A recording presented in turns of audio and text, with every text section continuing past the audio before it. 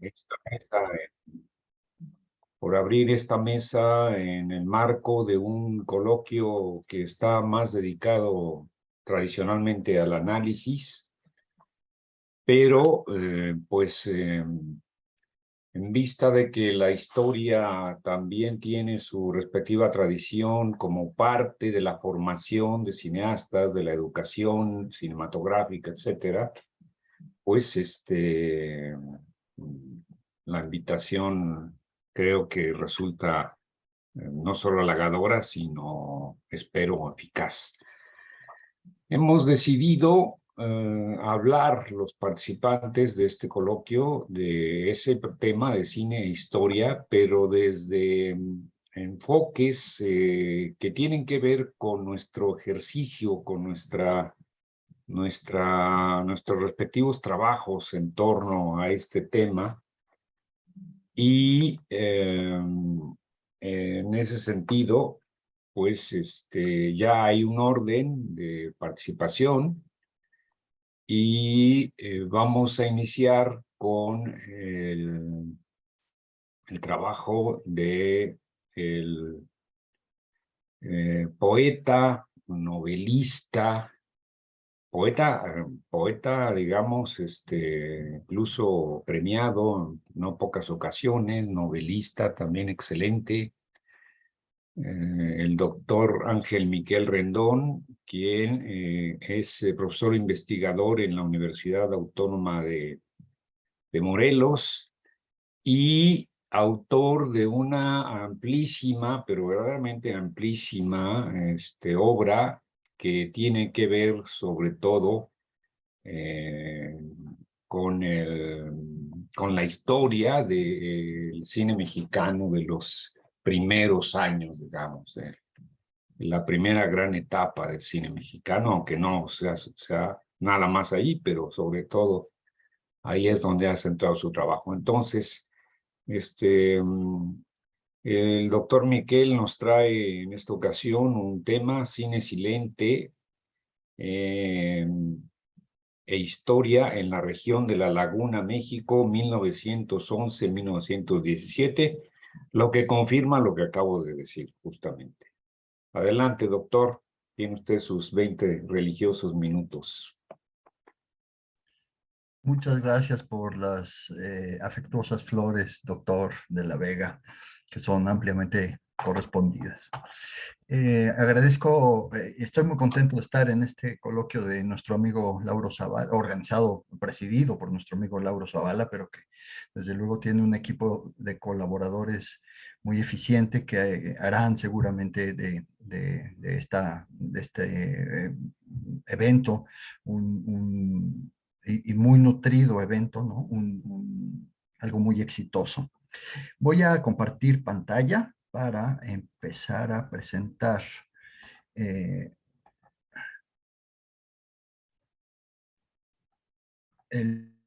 lo que preparé para esta ponencia, que varía un poquito en el título, simplemente se le quitan 3 años, es nada más está centrado en 1911-1914. Quizá tenga que comenzar diciendo, para quienes no lo sepan, ¿no?, que la región de La Laguna en México se ubica entre dos estados de Coahuila y el estado de Durango. Eh, eh, Quizá también sea conveniente recordar que esa región, constituida fundamentalmente por ciudades que son Torreón, Gómez Palacio y Lerdo, en Coahuila, y Gómez Palacio y Lerdo en Durango, fueron, esa región empezó a florecer, empezó a crecer de manera muy importante a principios del siglo XX, gracias a la conexión entre dos vías ferroviarias que conectaban el centro del país con Estados Unidos. De Torreón sale un ramal del ferrocarril que va hasta Piedras Negras y otro que va hasta Ciudad Juárez. Esa circunstancia, ¿no?, convirtió a esa región en un polo económico de desarrollo muy importante. Y como ustedes saben, también en los primeros tiempos, los exhibidores itinerantes que se trasladaban fundamentalmente por ferrocarril, pues pasaban por la región en su camino hacia otros lugares. La investigación, la ponencia que presento es parte de una investigación más amplia que tiene que ver con la historia de la producción y la exhibición en La Laguna entre 1897 y 1929, es decir, el periodo completo del cine silente, y se inscribe en una corriente de historia regional del cine que impulsa en México desde hace alrededor de 20 años Eduardo de la Vega, a quien agradezco mucho que me haya invitado a participar en esta mesa. También se inscribe en una tendencia de historia del cine silente en regiones latinoamericanas, que se manifiesta, por ejemplo, en una buena cantidad de textos que han aparecido en vivomatografías, que se edita en Montevideo y Buenos Aires de forma digital desde el 2015. También hay una amplia bibliografía ya, felizmente, acerca de estos temas. En particular, esta ponencia tiene como fuentes una serie de documentos resguardados en archivos regionales, como el que tiene la Universidad Iberoamericana, con sede en La Laguna, fundamentalmente de fotografías, y el que tiene el Archivo Municipal de Torreón, que tiene documentos en papel, es decir, las actas de cabildo, y también fotografías y otros elementos que permiten reconstruir más o menos la historia de esta primera etapa, que son los 3 primeros lustros del siglo XX, porque no había prensa permanente ni en Lerdo, ni en Torreón, ni en Gómez Palacio. Entonces, la prensa, que es uno de los instrumentos preferidos para reconstruir acontecimientos, preferidos por mí, digamos, para reconstruir acontecimientos de ese periodo en otros lugares, ¿no? En este caso no existe. Hay prensa cinematográfica estadounidense, eso sí, y algún diario regional, sobre todo el periodo revolucionario, pero duran muy poquito esos periódicos. Desde luego también hay una bibliografía amplia regional y nacional que tiene como algunos textos clave, los libros de Aurelia Margarita de Orellana, de Homero Héctor del Bosque Villarreal, Eduardo Guerra, Juan Felipe Leal y Ilhuicamina Rico Maciel. Estos textos, estos libros, estas fuentes, son en las que fundamentalmente está basada esta presentación, aunque ya no haré referencia a ellas. El primer periodo del cine en el estado de Coahuila no pasó por La Laguna. Representó fundamentalmente a Saltillo, la capital, que era pues seguramente el lugar donde hacían mayor negocio los exhibidores itinerantes, y hay algunas películas que sobreviven, hay 2 películas cortitas que sobreviven, esta Cattle Living de Corral, es decir, el ganado saliendo de un encierro, y unas lavanderas filmadas en Durango, en la capital en Saltillo, perdón, que están disponibles en la página de la Biblioteca del Congreso norteamericana. Pero La Laguna no fue representada en este primer momento. Esta situación cambió a partir de que la figura del coahuilense Francisco I. Madero cobró trascendencia noticiosa al encabezar la revolución que derrocó al régimen de Porfirio Díaz. Las circunstancias de la acción decisiva de esa victoria, que fue la toma de Ciudad Juárez, fueron retratadas de prensa y camarógrafos mexicanos.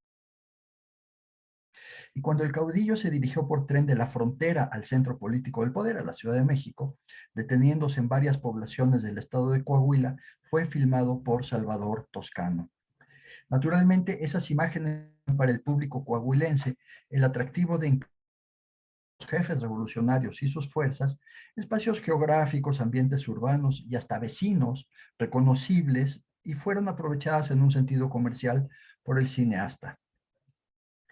Entre julio y septiembre de 1911, Toscano realizó una gira por la zona. Sobrevive uno de sus programas en Gómez Palacio, así como informaciones diversas consignadas en la correspondencia que el empresario enviaba a su madre, quien regenteaba un cine en Puebla. Este es el programa que sobrevive. De acuerdo con esas cartas, Toscano exhibió imágenes sobre Madero y también sobre su probable competidor en las elecciones, el general Bernardo Reyes, en Torreón, Monclova, Sabinas, Piedras Negras y otros lugares de Coahuila.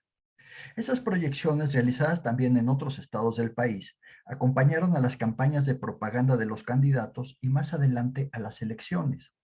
Una vez que en noviembre Madero fue designado presidente y Venustiano Carranza gobernador del estado, es probable que también pasaran por las pantallas laguneras otras cintas documentales recientes, como las de género celebratorio que mostraban a Madero luego de su toma de posesión, o las de género histórico que comenzaron a elaborar Toscano y otros cineastas para tratar de comprender la transición en la que el viejo dictador había sido obligado a dimitir por el movimiento encabezado por el caudillo coahuilense. Pero la región no volvió a mostrarse en cine hasta después de que en febrero de 1913 Madero fuera asesinado en la capital y Carranza llamara a una nueva revolución contra el régimen espurio de Victoriano Huerta.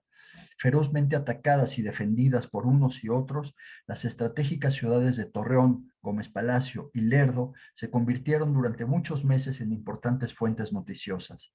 Visitaron la zona reporteros de la prensa escrita y gráfica, así como camarógrafos que hacían documentales y cápsulas para noticieros. Entre quienes se interesaron en acontecimientos, destacó la productora actual. Sus camarógrafos se trasladaron a la frontera, donde en enero de 1914 filmaron la batalla de Ojinaga, Chihuahua, en la que las tropas constitucionalistas comandadas por Francisco Villa vencieron a los federales. Unas semanas más adelante, se informó que los mismos cineastas se dirigían a Torreón en los trenes de las tropas revolucionarias, donde esperaban filmar una nueva batalla. A esta información proporcionada por la Mutual, se añadía que el presidente de la empresa, Aitken, deslumbrado por el carisma del caudillo, había dispuesto filmar una cinta sobre él que incluyera un esbozo biográfico y un seguimiento de su campaña.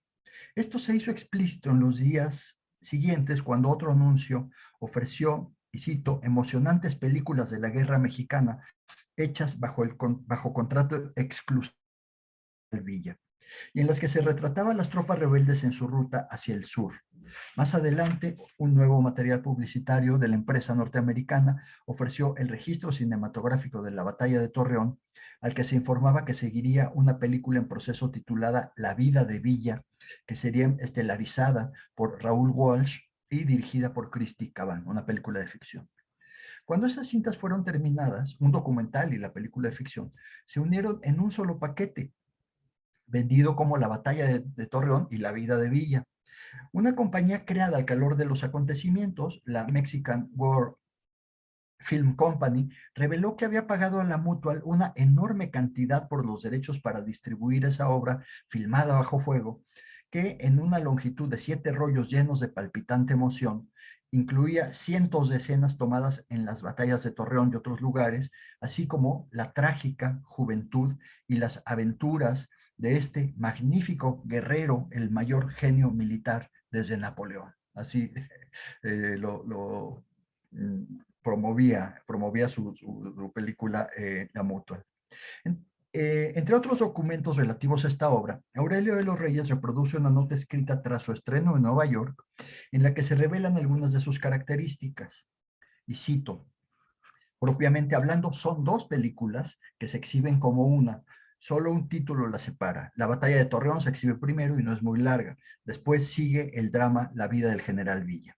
Se muestra muy poco de la batalla real de Torreón. Hay varias escenas que muestran las descargas de rifles, los duros golpes de las avanzadas a los soldados y la incineración de cadáveres después de la batalla. Se sabe que fueron teatralizadas, pero es difícil distinguir y cuáles fueron posadas. Considerando las dificultades bajo las que trabajaron los camarógrafos, la fotografía es inusualmente buena. El desierto alcalino y el humo de los rifles alteran la calidad de las imágenes, pero no es suficiente para debilitar su impacto. Hasta aquí, de un periódico neoyorquino. Hay registros de que una película en 3 rollos llamada La Toma de Torreón pasó en cines durante la ocupación de la Ciudad de México por los ejércitos de Villa y Zapata en 1915. Se trataba sin duda de una edición reducida de la hecha por la Mutual un año antes. Esto significa que muy probablemente también se proyectó como propaganda de esas fuerzas en otras de sus zonas de influencia. En particular, es lógico suponer que fuera exhibida en algún espacio lagunero. Era sin duda oportuno desde la perspectiva comercial mostrar en la zona donde ocurrieron los enfrentamientos sostenidos entre 12,000 efectivos del Ejército Federal, 15,000 revolucionarios comandados por Villa. Una encarnizada contienda que se alargó por 12 días, durante los cuales los periodistas y cineastas tuvieron que enfrentar duras condiciones, sin comida, sin agua, rodeados de disparos, muerte y destrucción. Dada la trascendencia noticiosa de la revolución, hubo otros cineastas norteamericanos que se trasladaron a México a filmarla, pero sus cintas sobre caudillos menos conocidos o derrotados como Victoriano Huerta o sobre sucesos irrelevantes desaparecieron pronto. En cambio, las películas sobre Madero y Villa fueron significativas en dos sentidos distintos. A corto plazo, por su uso novedoso para el cine documental hecho en México en esa época, como instrumentos de propaganda. A largo plazo, como fundacionales en la representación de un espacio que, sin ser relevante por su industria o por sus monumentos, tenía sin embargo gran significación histórica.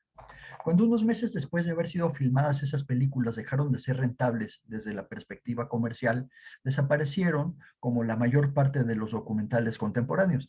Y aquí uso la frase de mi amigo fallecido recientemente, Gregorio Rocha, rollos perdidos de Pancho Villa, ¿no? Se hace referencia justo a la película de la Mutua.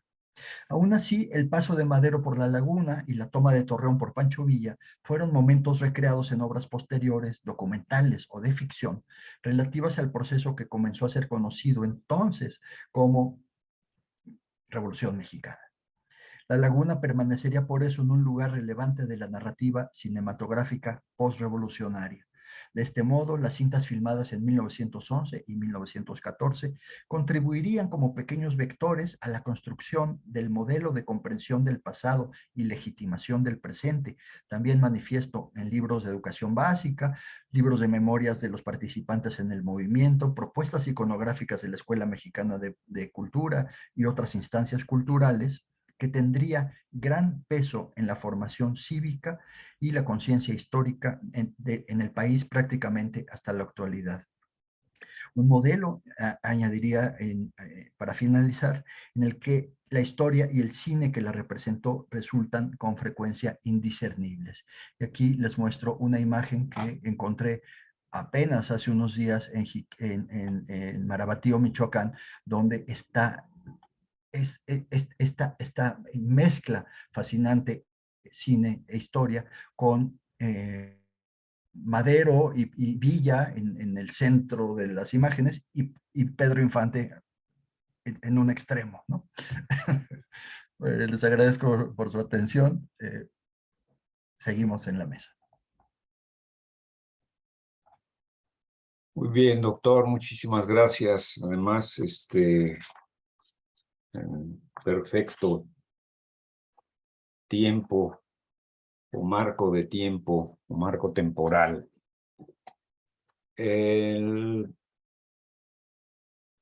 La segunda ponencia de esta mesa va a ser impartida por la doctora Rosario Vidal Bonifaz, quien es doctora en estudios culturales y profesora docente titular C en el Departamento de Sociología de la Universidad de Guadalajara e integrante del Sistema Nacional de Investigadores. Ella ha escrito diversos ensayos, capítulos de libros y libros en torno a la historia del cine mexicano y latinoamericano. Ha trabajado como productora ejecutiva en diversos documentales. Forma parte de comités de selección y jurado de varios festivales de cine.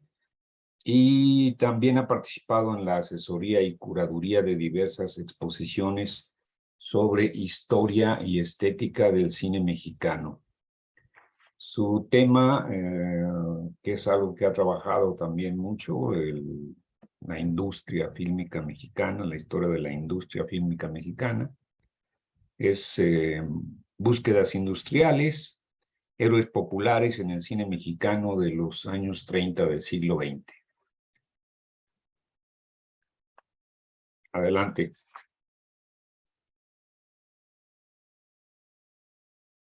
Tienes apagado el micrófono. Ahora sí ya me escuchan. Sí, ya. Bueno, muchas gracias, doctor Eduardo de la Vega, por invitarme a esta mesa y también a nuestro amigo Lauro Zavala y todo su equipo por hacer posible ya el 21 Congreso de Sepan Cine. Buenos días a todas, a todos, ¿no? Ya son buenas tardes. Voy a empezar. Búsquedas industriales, héroes populares en el cine mexicano de los años 30. Formación de un empresariado cinematográfico. Tras haber vivido un largo periodo de carácter artesanal, hacia mediados de 1932, el cine mexicano ya contaba con dos elementos que serían determinantes para lograr una producción sostenida con objetivos de carácter industrial. Un sistema sonoro confiable y gracias a las enseñanzas que el genial realizador soviético Sergei M. Eisenstein había dejado entre varios cineastas y periodistas cinematográficos durante su estancia en el país, una concepción estética mucho más definida. Sin embargo, habría que reconocer que el triunfo de Santa, Antonio Moreno, 1931, primera cinta mexicana con sonido plenamente integrado a la imagen, apenas alcanzó resonancias más allá del mercado interno, lo que no evitaría que el subgénero del melodrama prostibulario, del que la cinta es modelo insuperable, continuara hasta nuestras décadas, como una de las vetas más seguras de productores y realizadores. En aquel contexto, hacía falta temas o géneros que permitieran asegurar el mercado interno, pero que también facilitaran la conquista del vasto mercado de Iberoamérica, que unánimemente estaba rechazando los productos del cine hollywoodense hablado en castellano, los productores de la llamada meca del cine. Sobre todo los más poderosos continuarían manteniéndose reacios a dejar de financiar esas cintas hispanas, y tal actitud fue aprovechada por el incipiente empresariado cinematográfico mexicano del sector de la producción, que así tuvo tiempo suficiente para experimentar y encontrar los géneros que requería para imponerse también en dicho mercado externo. Aunado a esto, en los años de 1932 a 1938 ocurre en México una fase de crecimiento en la producción que implica una constante experimentación genérica, fenómeno que dio excelentes resultados tanto en el plano estético como en el comercial, logrando el objetivo de acoplar el arte con la industria. Un dato sintomático de esta situación fue también el aumento del número de estudios y laboratorios cinematográficos más o menos equipados para que pudiera llevarse a cabo en ellos una producción seriada. Uno de ellos es el estudio de la Nacional Productora, donde, entre otras cintas, se filma El héroe de Nacosari, Guillermo Calles, 1933, del que voy a hablar. Cabe aquí la hipótesis de que dicha fase de experimentación genérica y de crecimiento industrial sin parangón en la historia fílmica mexicana hubiera sido imposible en una situación social inestable como la de la coyuntura política de los años 20. Pese a las secuelas que la crisis de la economía estadounidense dejó en el país y a pesar de las agudas contradicciones en el seno de la cúpula gubernamental, la década de los 30 se significa como la etapa culminante del proceso de reconstrucción nacional, lo cual se tradujo en la también anhelada institucionalización del régimen presidencialista y en el control pleno de las fuerzas sociales bajo la conducción del propio Estado, con miras a establecer las bases de un desarrollo plenamente capitalista. En ese marco sociopolítico, los empresarios fílmicos mexicanos iniciaron un juego de libre competencia, mismo que permitió el mencionado incremento en la producción, lo que a su vez sería aprovechado por varios cineastas para lograr algunas de las obras más estimulantes en la historia del cine nacional. Primeros logros y primeras biografías fílmicas, 1932-1933. En 1932 se filman en México 7 largometrajes, lo que también marca los respectivos debuts de Fernando de Fuentes, Arcadi Beutler y Miguel Zacarías, quien se inicia con la película Sobre las olas, acerca del músico juventino Rosas, iniciando el género biográfico en este nuevo periodo. Para 1933 ocurre un salto cuantitativo y cualitativo en la cinematografía mexicana. Se producen 21 películas de largometraje, 3 de las cuales se consideran los primeros clásicos del cine mexicano. Me refiero, por supuesto, al Prisionero 13 y El Compadre Mendoza, cintas de Fernando de Fuentes en las que la Revolución Mexicana es cuestionada desde la perspectiva de algunos sectores de la nueva clase media. Y La Mujer del Puerto, de Arcadi Beutler, melodrama prostibulario que pretende lanzar el primer mito fílmico femenino encarnado por Andrea Palma.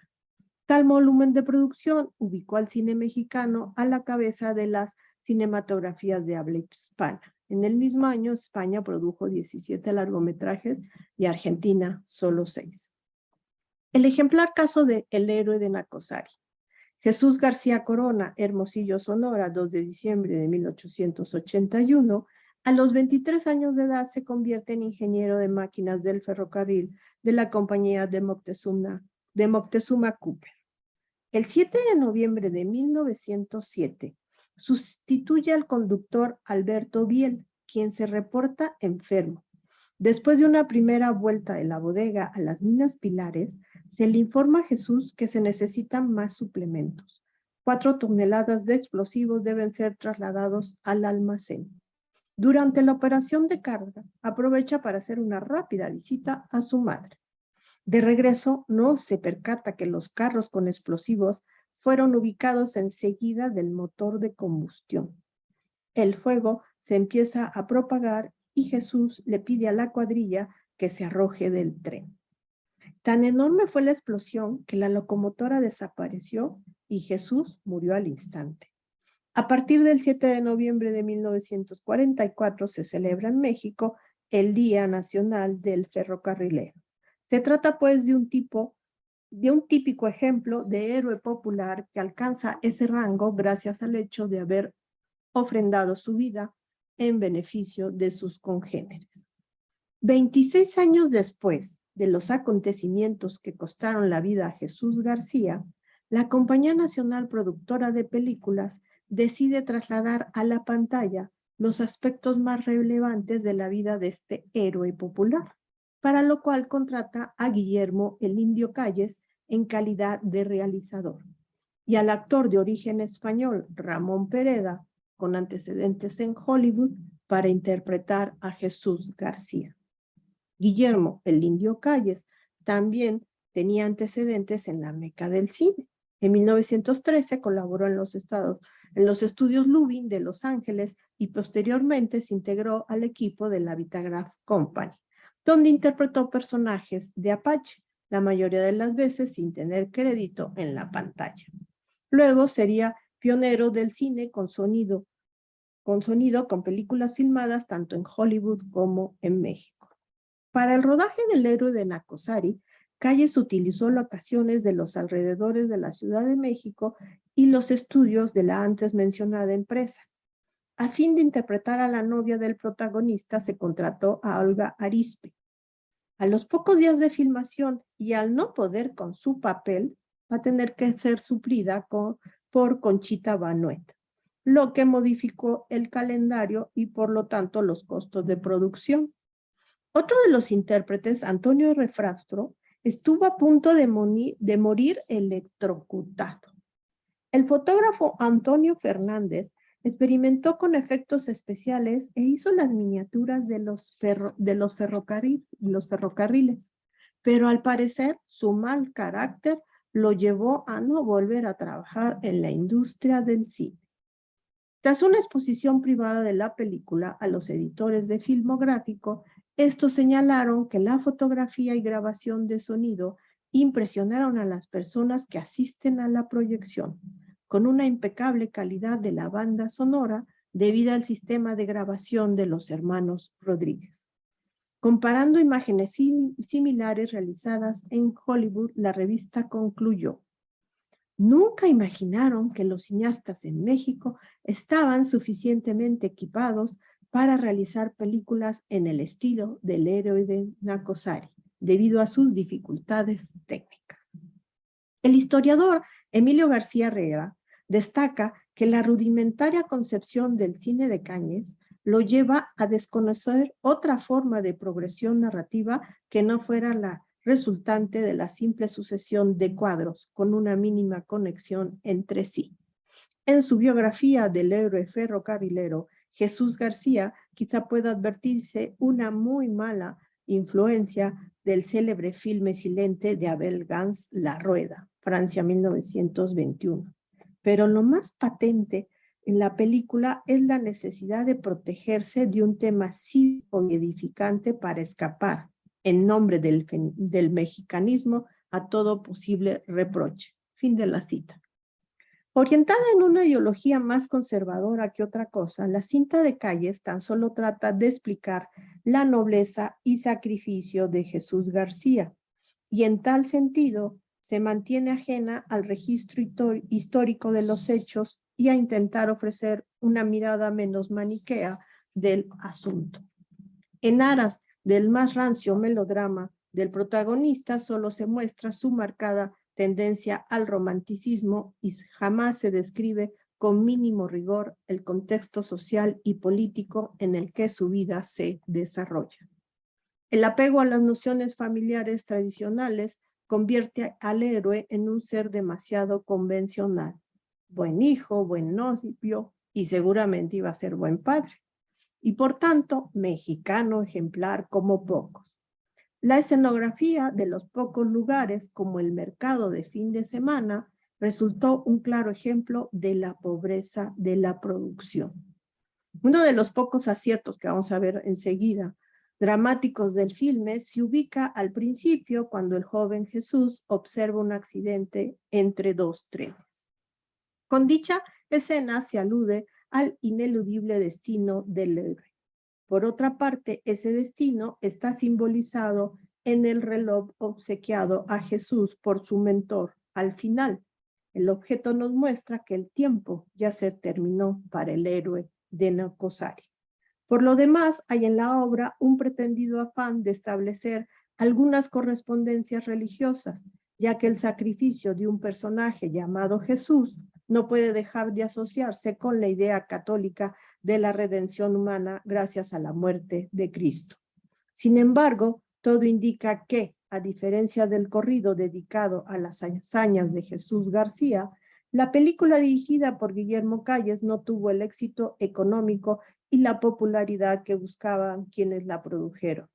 Y de esta manera, el cine mexicano dejó ir a la primera oportunidad de exaltar la figura de un héroe popular, con el propósito de atraer al público masivo a las pantallas y con ello contribuir al proceso de consolidación industrial. Pero más allá de sus muchos errores y escasos aciertos, habrá que destacar que El héroe de Nacosari se realizó en el último tramo del llamado maximato callista, una compleja forma de gobierno consistente en la permanencia del predominio político por parte del expresidente Plutarco Elías Calles a través del Partido Nacional Revolucionario, fundado en 1929 y antecedente del actual Partido Revolucionario Institucional. De esta forma, el elogio cinematográfico al héroe popular sonorense también puede interpretarse como una velada exaltación de Plutarco Elías Calles, considerado como el jefe máximo de la revolución triunfante, que en ese entonces controlaba toda la estructura de poder en el país, incluida la presidencia de la República, en aquel momento ejercida por Abelardo L. Rodríguez, quien había nacido en el mismo estado de Sonora. La heroicidad popular, basada en casos reales, seguirá alimentando los argumentos de otros filmes mexicanos realizados en esa misma época de arranque industrial, en los cuales yo me encuentro trabajando. Y ahí estarían los casos como los de Chucho el Roto, Gabriel Solia, 1934, El Rayo de Sinaloa, Julián S. González, 1935, y Juan Soldado, Luis Gasnier, 1938.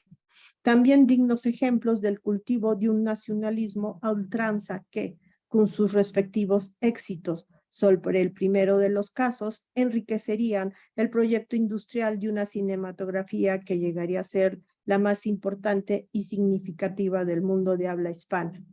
Pero para ahondar más en esa historia necesitaríamos mucho más tiempo que el que en esta ocasión tenemos. Voy a proceder a nada más proyectar 3 minutos de dicho filme.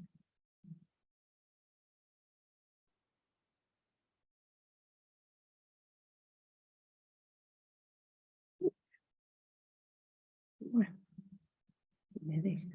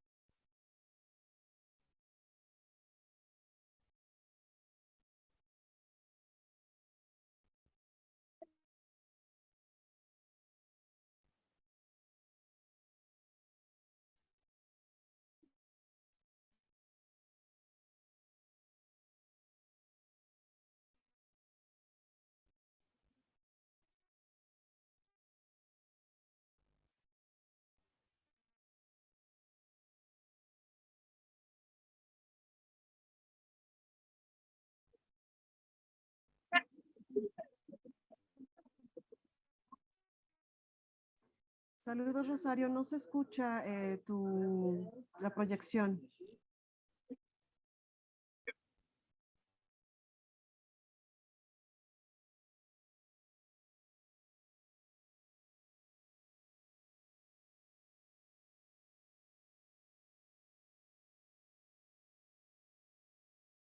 Sofía.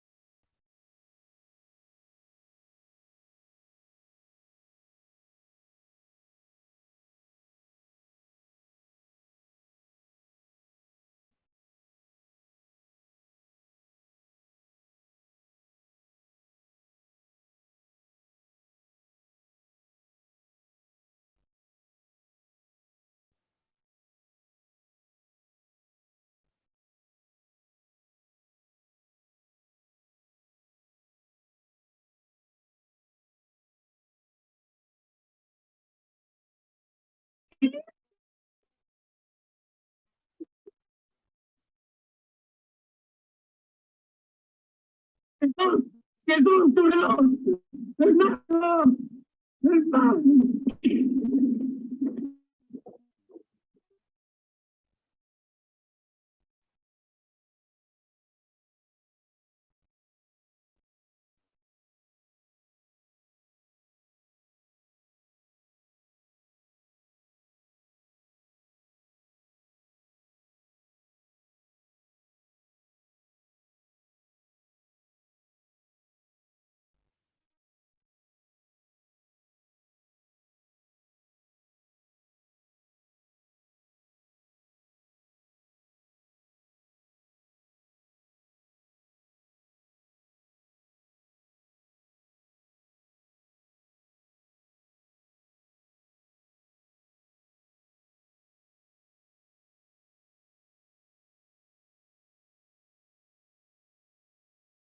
Bueno, muchas gracias.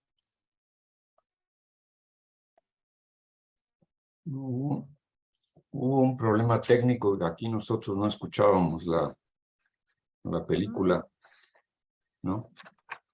¿Los demás sí Bueno, o tampoco? no se escuchó, se escuchaba No, no se bajísimo. escuchó. Pensé que era así nada más la imagen. No, sí tenía el diálogo. Bueno. Tiene mudo.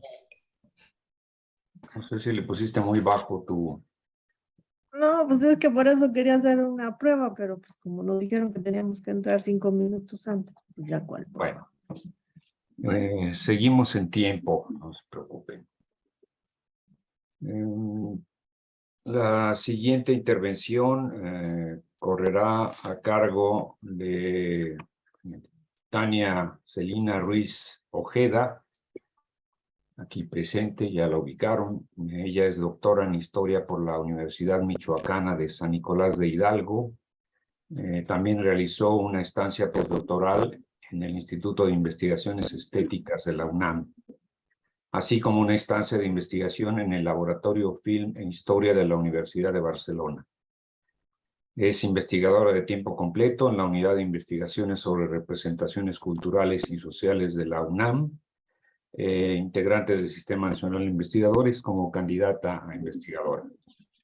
Autora de una gran cantidad de artículos académicos, de divulgación, capítulos de libros, etcétera, y coordinó un proyecto de investigación colectivo, el cine presidencial en México, retratos fílmicos desde el poder, 1895-1952, y es la editora del libro Resultado de este, un libro que se publicará, esperemos, el año próximo. Sus líneas de investigación son archivo fílmico, cine y Estado, orígenes de cine, primeros empresarios fílmicos, cine de propaganda, colectivismo fílmico, etcétera, etcétera. Actualmente participa dentro del Consejo de Edición del Proyecto Cine Hispanoamericano con el Centro de Investigación Film Historia de la antes mencionada Universidad de Barcelona. Tania nos trae aquí el tema, la cinematográfica latinoamericana, CLASA, como se le conoció, como agente de propaganda fílmica y su papel en la llamada época de oro del cine mexicano. Adelante, Tania, por favor. Gracias, buenas tardes, muchas gracias. Gracias a Sepancine, gracias al maestro Lauro Zavala y bueno, al panel que tengo, que siempre es un gusto y un orgullo trabajar con ustedes. Voy a comenzar porque luego yo suelo extenderme y tengo muy marcados los tiempos.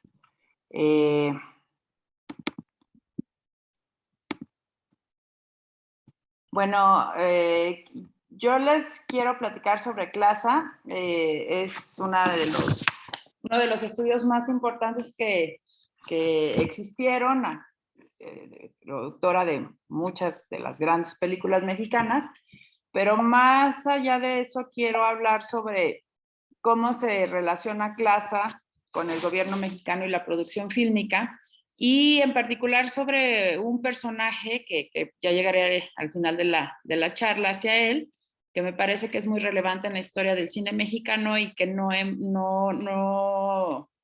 hemos puesto tanta atención en él como se debiera, que es Alberto J. Pani.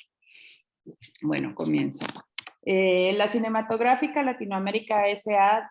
se fundó en 1934 por Alberto J. Pani con un estudio construido en el kilómetro 13 de la calzada Tlalpan en la Ciudad de México. Si hoy pasamos por ahí, podemos ver que actualmente son unas oficinas de la Secretaría de Hacienda y que lo que se encuentra en el lugar, bueno, lo que se ve desde afuera es únicamente un logo pequeño de unos 30 centímetros de altura tallado en cantera.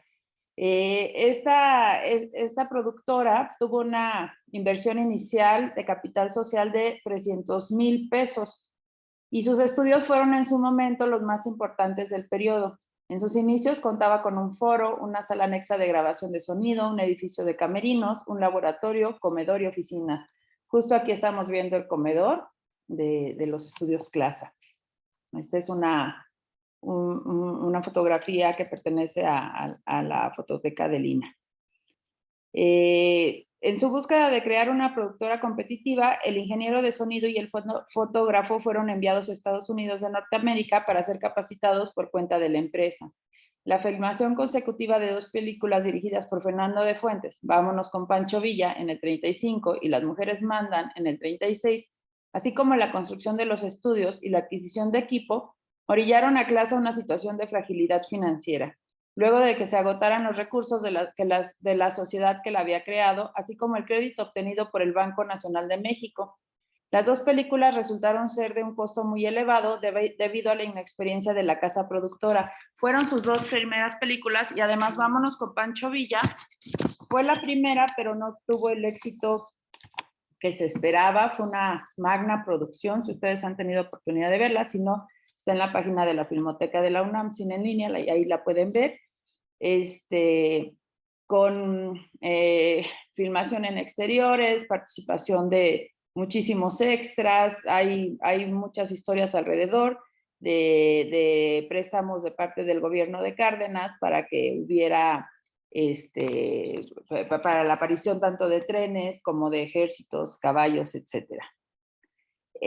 Luego de que finalmente queda en esta situación que es muy delicada a pesar de la gran inversión.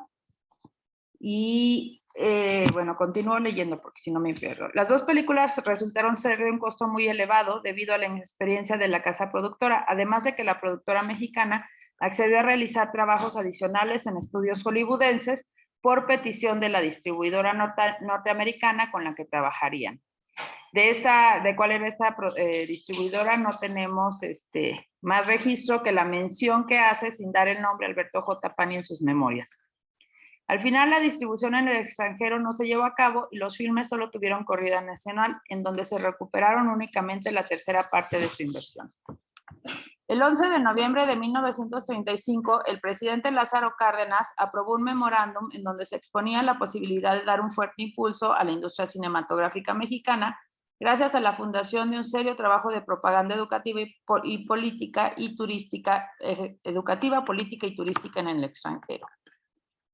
Este fue solo el primero de los apoyos que Cárdenas otorgó a la industria fílmica nacional, de la cual se convertiría en un importante impulsor, reconociendo su potencial en desarrollo económico, cultural y social en México. Es en ese contexto que el presidente Cárdenas realiza una visita a los estudios, al parecer enterado de los problemas económicos de Clasa. En sus memorias, Pani relata que Cárdenas se mostró interesado en sus labores y complacido de las pláticas que tuvo con los operarios. Cito, es un esfuerzo que merece el estímulo de una subvención. Esta es como narra Pani esa plática que tuvieron dentro de los estudios. Esto fue lo que le dijo Cárdenas, a lo que Pani contestó, preferiríamos que el gobierno, si quiere ayudar a Clasa, lo haga con un contrato de trabajo que le sea útil al país. La respuesta a esa petición llegó por medio del secretario de Economía Nacional, el general Rafael Sánchez Tapia. Por acuerdo del presidente Cárdenas, se firmó con la productora un contrato para la filmación de cortos educativos y de propaganda por un monto de 471,000 pesos, sin exigir garantías materiales. Esto establecía la relación entre las 2 instancias, en la cual el estudio salía al paso de su frágil situación financiera y el Estado ahora contaba con los estudios más modernos del país para la filmación de sus materiales de propaganda.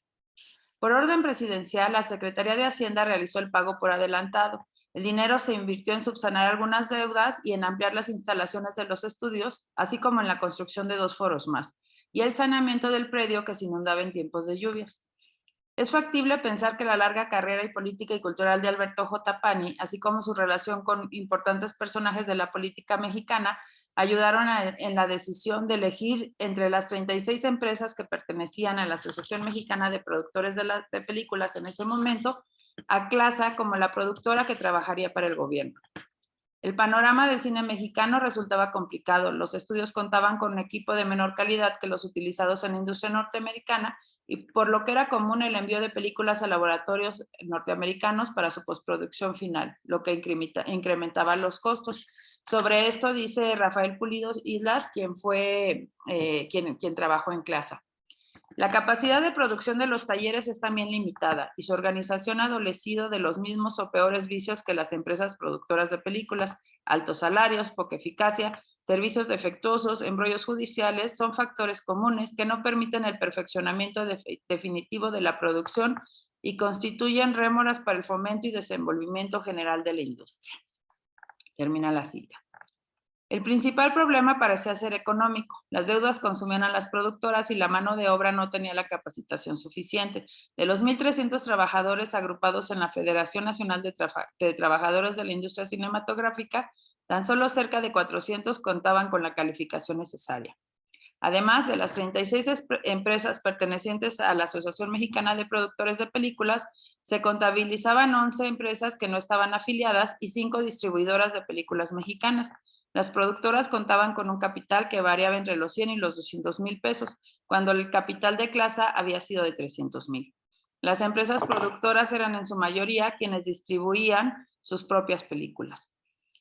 En ese contexto no sorprende la nota de PANI, donde se puede leer que la Secretaría de Hacienda ya tiene, la nota dirigida a PANI, donde es posible leer que la Secretaría de Hacienda ya tiene listos los acuerdos presidenciales y el decreto correspondiente para la ampliación de las partidas de propaganda de varias secretarías y departamentos a efectos de que se celebre el contrato para las películas propuestas por la productora. Lo anterior dio origen al anteproyecto de contrato que habría de celebrarse entre la Secretaría de Economía Nacional y Clasa, el cual sería firmado durante ese mismo año. El documento especifica que la compañía cinematográfica contraería la obligación de producir para la Secretaría de Economía Nacional 12 películas cortas, musicalizadas y narradas en español, cuyos propósitos serían educativos y tendrían una extensión máxima de 1,000 pies.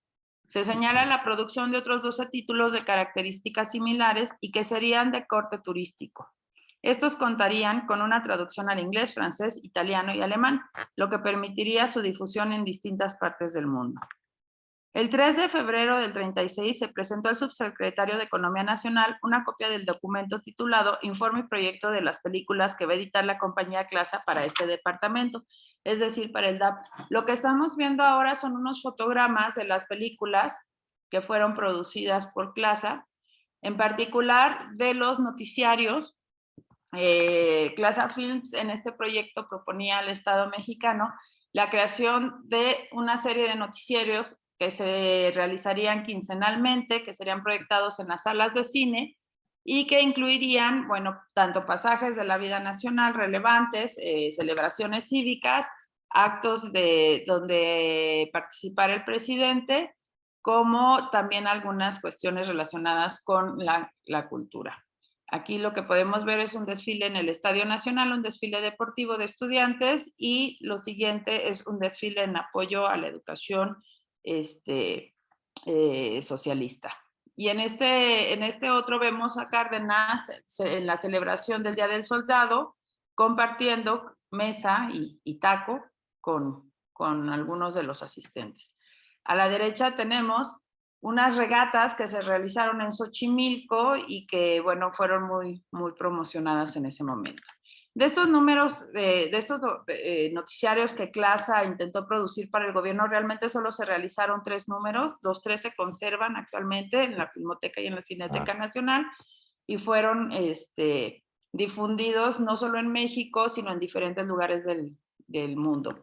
Aquí la relevancia que cobra Clasa es que Clasa se convierte en la productora particular del gobierno. No solo está realizando sus películas, porque continúa haciendo películas de ficción que se muestran en las salas cinematográficas, sino a la vez, durante el periodo de Cárdenas y el periodo de existencia del Departamento Autónomo de Prensa y Publicidad, estarían realizando, tendría un grupo de producción específico quienes serían los que estarían realizando las películas gubernamentales y que si bien salían como producción del TAP, era este club proveniente de Clasa el que iba a trabajar todas las películas.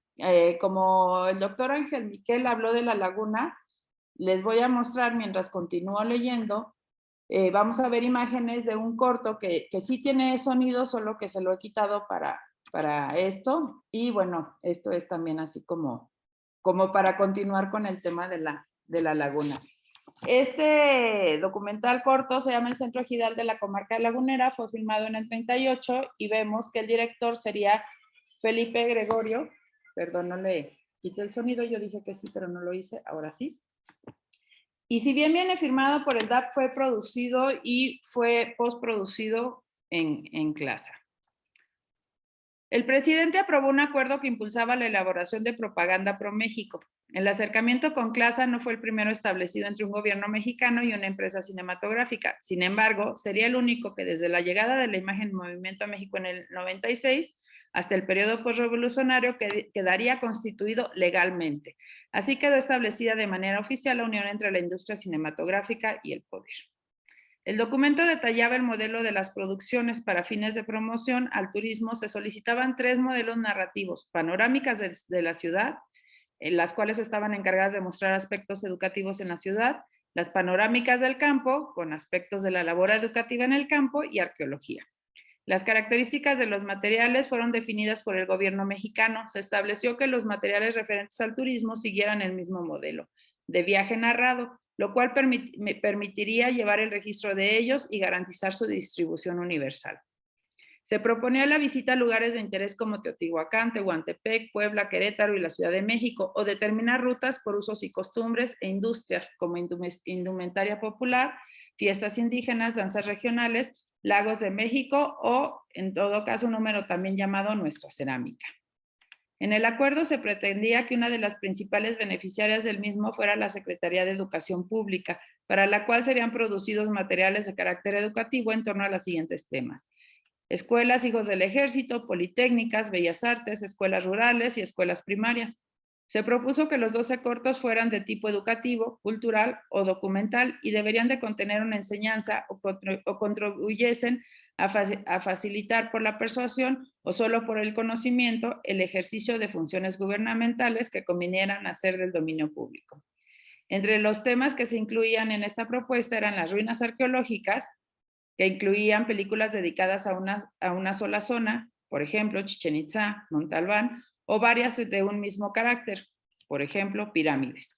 Monumentos artísticos e históricos, conservación, significación en la historia, importancia para la tradición, calidades y ejemplares apreciados, etc. Y una tercera línea sobre museos y galerías de México.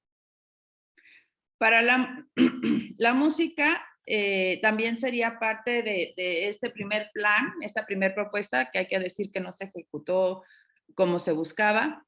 Se buscaba filmar ejecuciones de la Orquesta Sinfónica de México, coros de conservatorio, conjuntos de música, de cámara, anécdotas de compositores célebres ilustradas con fragmentos de sus obras. También el Departamento de Salubridad recibiría algunos de estos materiales. La propuesta eran 5 filmes cuyos temas eran funciones del departamento como los beneficios al público, dependencias, antirrábicos, dispensarios, escuelas de salubridad y campañas. La segunda es enfermedades transferibles, en las cuales se realizarían conferencias sobre las enfermedades transferibles más generalizadas en el país, como la uncinearidasis, oncocercosis, tifo, tifoidea, viruela, sífilis, entre otras. Así como las formas de su transmisión, prevención, tratamiento de urgencia, etc. Y finalmente de ingeniería sanitaria, requisitos sanitarios que se exigen en la construcción, habitaciones salubres e insalubres, tipo de habitaciones higiénicas para obreros y campesinos.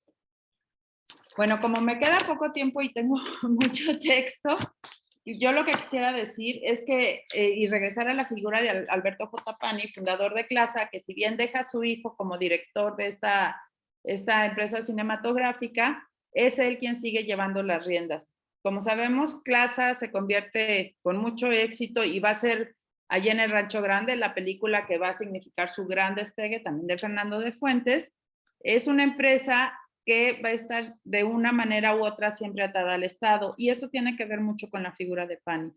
Pani había sido parte de los antireeleccionistas, participó en la campaña de Madero, dentro del gobierno de Madero fue subsecretario de Instrucción Pública y Bellas Artes, después fue director general de Obras Públicas del Distrito Federal, fue secretario de Industria y Comercio del gobierno carrancista. en el gobierno de Obregón, fue secretario de Relaciones Exteriores, y como podemos ver era un personaje con gran presencia política y de gran relevancia. Otro de sus grandes aportes va a ser dentro de, bueno, al ser secretario de Hacienda y fomentar la creación de distintas instituciones como la Dirección de Pensiones Civiles y el Banco de Crédito Agrícola. Otra de las cosas que fomentó y en las que participó fue en la creación del Banco Cinematográfico, que sería en un primer momento, creado en 1942, sería en un primer momento la instancia que financiaría la producción fílmica en México y que más adelante sería adquirida por el gobierno mexicano. Con eso terminaría. Yo traía para mostrarles otros materiales, pero bueno, son materiales que se pueden encontrar en distintas páginas. Y bueno, pues muchas gracias.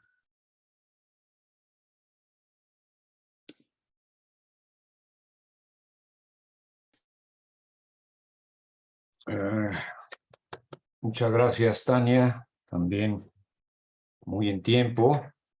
Bueno, me toca cerrar esta mesa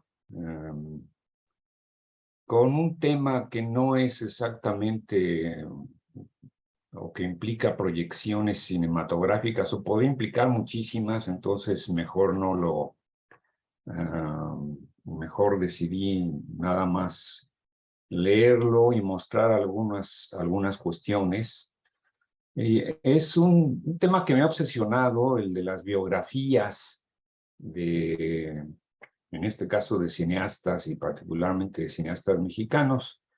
Yo soy doctor en Historia del Cine por la Universidad Autónoma de Madrid y trabajo como profesor investigador adscrito al Departamento de Sociología de la Universidad de Guadalajara, y creo que con eso basta.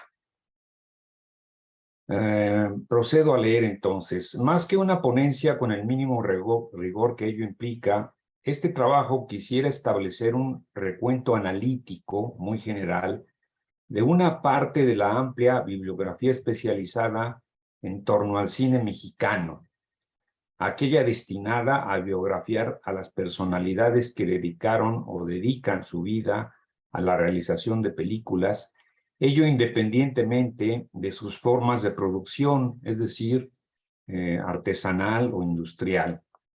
Por falta de tiempo para que dicho recuento pretenda ser exhaustivo, me concentraré en los textos dedicados a resaltar la vida y obra de determinados directores y directoras, lo que hará inevitable hablar de mi propia experiencia personal en esa materia. Espero me disculpen por ello, pero lo hago con el sincero afán de que sirva de algo en la implícita reflexión sobre este particular asunto que espero hagamos después. La problemática del cine, la historia y la enseñanza de la historia como del cine como un problema didáctico en las escuelas de cine, que es algo que me parece relevante.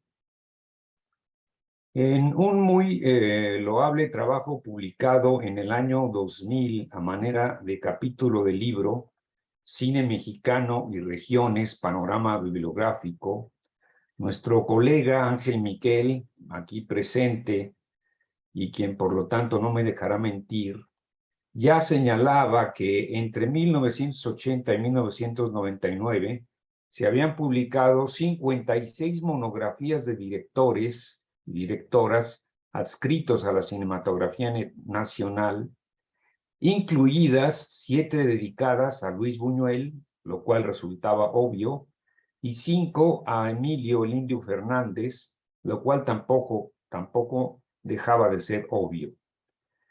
Podemos advertir a ese número de libros monográficos, autobiografías incluidas, como considerable, ello si se toma en cuenta que a diferencia de lo ocurrido en otros países desde épocas pretéritas a 1980, muchos realizadores y realizadoras europeos y estadounidenses ya habían sido objeto de todo tipo de estudios monográficos en sus respectivos países y aún fuera de ellos, lo que casi siempre incluyó alusiones a pasajes de sus vidas y medio de formación para integrarse a el propio campo cinematográfico.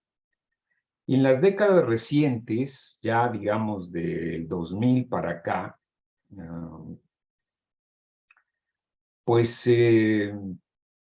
la cifra establecida por Miquel ha crecido, aunque quizá no con la intensidad que se anunciaba en los años postreros del siglo XX. Si de plantear alguna primera reflexión previa se trata, digamos que en tanto que una de las formas de la historiografía fílmica, el principal papel de la biografía es el de terminar por ubicar a su respectivo sujeto de estudio en su justa dimensión temporal y de forma concomitante alcanzar algún nivel de explicación y análisis de su obra, esto último lo más precisa posible, dependiendo del método adoptado para ello y, por supuesto, de poder acceder al mayor número de películas al alcance, ya que a veces resulta materialmente imposible poder, digamos, revisar toda la obra de un cineasta. Y eso vale también para aquellos casos en los que el biografiado dialoga con el autor del libro, es decir, habla de sí mismo y de su contexto. Por supuesto, como en todas las obras de historiográficas, el cotejo de los testimonios resulta imprescindible, siempre y cuando esto sea posible o esté accesible en archivos privados o públicos. Independientemente de su fecha de edición, hemos decidido señalar y comentar parte de las biografías dedicadas a directoras y directores que han vivido y trabajado en México, dependiendo de su respectiva aparición como creadoras o creadores en el tiempo, lo que nos obliga a seguir una determinada cronología que va desde la génesis misma del cine como espectáculo, lo que en nuestro país coincidió con la segunda parte de la dictadura porfirista, hasta el periodo en que la industria fílmica nacional despuntó como tal, como ya lo han señalado por aquí, allá por la década de los 30 del siglo XX. Adelantémonos a advertir lo obvio, que no es por azar que la gran mayoría de esas biografías de cineastas oriundos en nuestro país o afincados en él hayan sido publicadas por instituciones educativas y culturales, incluidos los principales archivos fílmicos, la Cineteca Nacional, la Filmoteca de la UNAM y otras más, porque, bueno, pues salvo contados casos, a las editoriales privadas les parece importar un bledo difundir este tipo de trabajos. Dichas las premisas anteriores, entremos pues en materia. Exactamente 100 años después de que en 1897 el ingeniero Salvador Toscano Barragán, a quien yo considero el verdadero padre del arte cinematográfico mexicano, ofreciera sus primeras proyecciones fílmicas en un céntrico salón de la capital del país, el ya mencionado otra vez Ángel Miquel publicó la primera y hasta donde sé hoy única biografía del pionero, nacido en Guadalajara en el 24 de marzo de 1872. Aquí les muestro este ejemplar del trabajo del doctor Miquel, ¿no?, que ya tiene sus buenos años, que ya creo que amerita una revisión si es necesario. Bueno, trabajo minucioso y basado en abundante documentación de primera mano, el texto biográfico de Salvador Toscano reveló una gran cantidad de datos fascinantes y, entre otras cosas, hizo posible establecer una enorme aportación a la historia del cine universal. Sus múltiples trabajos en los terrenos de lo que después se clasificaría como documental de montaje o documental histórico de montaje, trabajos iniciados en 1912, cuando Francisco Ignacio Madero daba principio a su tan breve como accidentado periodo presidencial. Resulta una lástima que hasta donde sé, de lo contrario, por favor, corríjanme, ya no se haya intentado hacer algo similar con otros tantos casos contemporáneos a los de don Salvador, como lo fueron, pues, Ignacio Aguirre, Henry Molinier, Guillermo Becerril, Carlos Mongrand, Francisco Sotarriba, Agustín Jiménez, Enrique Rosas, Gonzalo T. Cervantes, los hermanos Alba y un largo etcétera, etcétera, quienes conformaron la primera generación no solo de realizadores mexicanos, sino de los que también fueron los primeros empresarios fílmicos nacionales en toda la extensión de la palabra. Esta tarea parece difícil, pero rascándole un poco a los archivos puede que no lo sea tanto como parece. Han corrido mejor suerte, y qué bueno, tres de las de por sí escasas pioneras del arte fílmico nacional. Mimí Derba, asimismo biografiada por Ángel Miquel en el año 2000. Aquí está el libro al que me refiero, ¿no? Si lo paso muy rapidito. Esto gracias al apoyo del Archivo Fílmico Agra Sánchez y a la Filmoteca de la UNAM. Otro caso, Adela Sequeiro Haro, en las dos versiones del texto elaborado por Patricia Torres y quien esto les habla. La primera, editada en 1997 por la Universidad de Guadalajara y la Universidad Veracruzana, y la segunda, presentada en el año 2000 por el Archivo Fílmico Agra Sánchez y la Universidad de Guadalajara. Y por último, pero no menos importante, el caso de Elena Sánchez Valenzuela, también pionera de la preservación de cine en México y en el resto del mundo, gracias al ensayo biográfico de la misma Patricia Torres, publicado en el 2018, entre otras instancias, por el Festival Internacional de Cine en Guadalajara. A mi juicio, las tres pioneras que se iniciaron como actrices para después, tarde o temprano, pasar detrás de la cámara, ya podían considerarse como integrantes de una segunda generación de creadoras y creadoras de la cinematografía nacional, toda vez que iniciaron sus actividades propiamente fílmicas una vez concluida la así llamada Revolución Mexicana, lo que permitió intentar comenzar a dejar atrás la fase artesanal para sentar las bases de una industria propiamente de cine nacional y vigorosamente nacionalista, lo cual sería posible, ya lo sabemos, gracias a la particular coyuntura que brindó la irrupción del sonido integrado a la imagen fílmica. Cabe aquí resaltar que solo en el caso de Adela Sequeiro fue posible contar con su trilogía de cintas como realizadora, Más allá de la muerte, La mujer de nadie y Diablillos de Arrabal, filmadas entre 1935 y 38, ya en la fase sonora. Creo que el cuadro antes descrito se complementaría, pienso yo, con un buen trabajo biográfico acerca de las hermanas Dolores y Adriana Ehlers, quienes son las más remotas precursoras de las, por fortuna, ahora mismo tan notables como abundantes documentalistas mexicanas, toda vez que en 2011 la yucateca Cándida Beltrán Rendón, realizadora en 1928 de El secreto de la abuela, ya fue objeto de una muy buena documentada historia de vida fílmica por parte de Kenia Márquez bajo el título de El secreto de Candita. Aquí, para mí, tiene, como creo que para ustedes, el mismo valor una biografía escrita que filmada, ¿no? O sea, ambos son textos, nada más que uno filmado y otro escrito. El caso de Miguelito Contreras Torres se cuece un tanto aparte.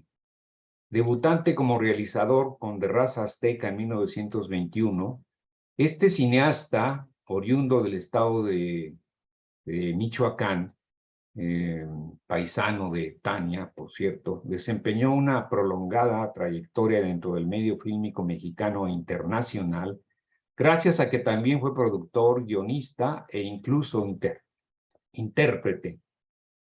La biografía escrita para la Universidad de Guadalajara por el pintor neovanguardista Gabriel Ramírez y también historiador de cine, publicada en 1994, descubre las raíces personales y culturales que hicieron de Contreras Torres uno de los más dignos ejemplos del nacionalismo cinematográfico, que en este caso osciló entre el conservadurismo más recalcitrante y el liberalismo un tanto ramplón, pero bueno, así fue.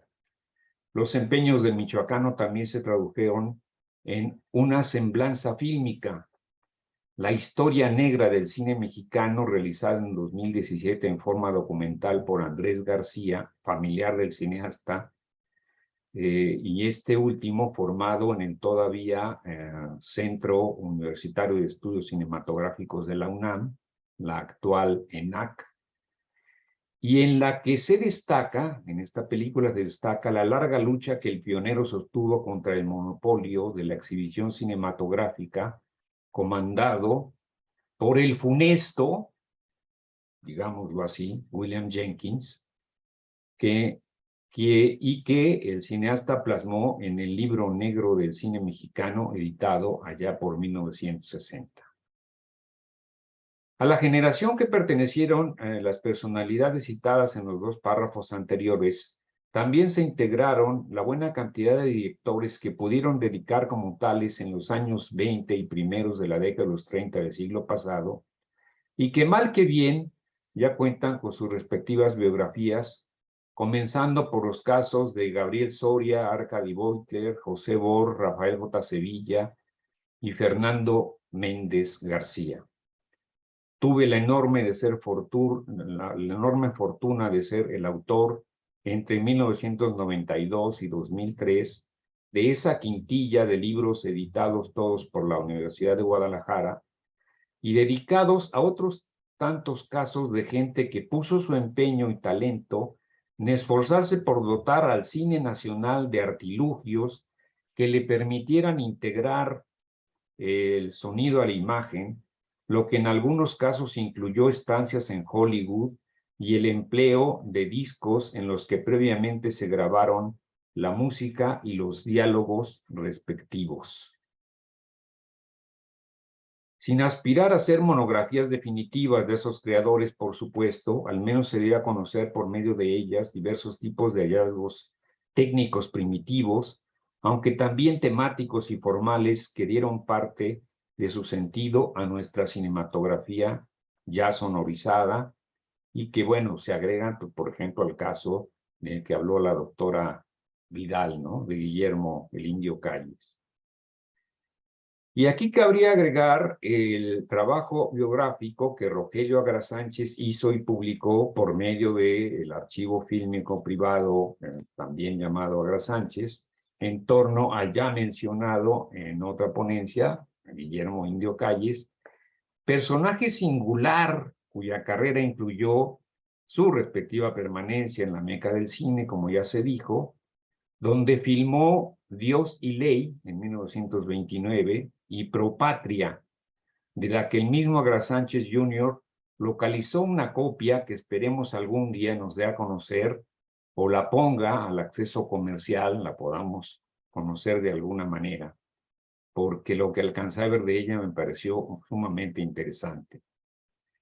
Estas películas también fueron dignos ejemplos de cine nacionalista en la línea de su colega Miguel Contreras Torres, con quien había colaborado como codirector en la antes citada de Raza Azteca. Un pequeño reparo. El libro En torno a la vida y obra de Guillermo Calles, publicado en 2010, se editó en inglés y su autor nos debe también desde entonces la versión en español que nos tiene prometida.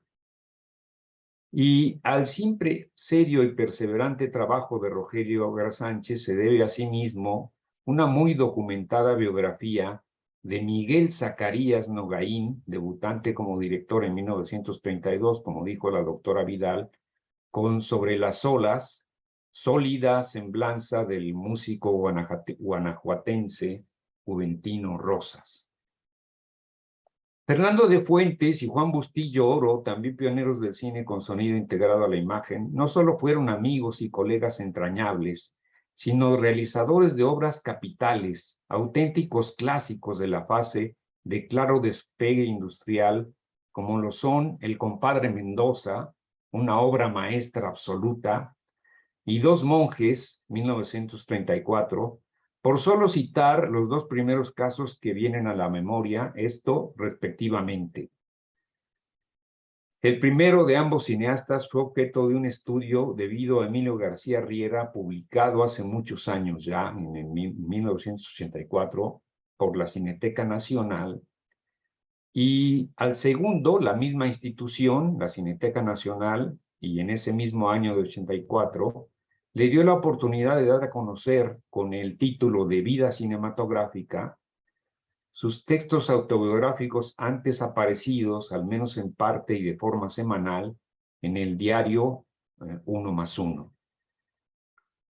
En la segunda parte de la década de los 30 del pasado siglo, al consolidarse la industria fílmica mexicana luego del éxito de películas folclóricas y melodramas lacrimógenos, que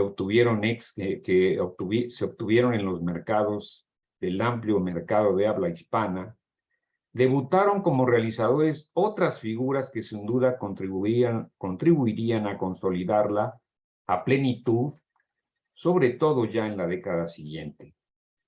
Por esa y otras razones también se han convertido en sujetos de diversos estudios biográficos, o como también podría aplicarse para todas y todos los casos antes mencionados, más bien los podríamos llamar biofilmográficos. Aunque parezca disco rayado, lo diré otra vez. Me ha tocado en suerte escribir en torno a la vida y obra de tres de esos cineastas.